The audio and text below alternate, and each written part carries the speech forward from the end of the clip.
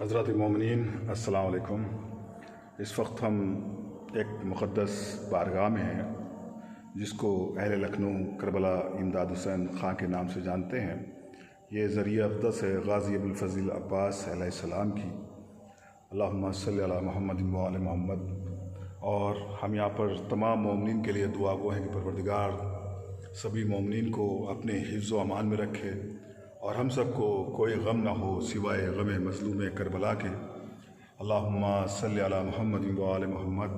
پروردگار ہمارے والدین کا سایہ ہمارے سروں پر برقرار رکھے، اور ہمارے بیچ سے جو بھی مومنین جو اس وقت اس دار فانی سے کوچ کر چکے ہیں، پروردگار سب کی مغفرت فرمائے، تمام مومنین کو اپنے حفظ و امان میں رکھے، آمین یا رب العالمین۔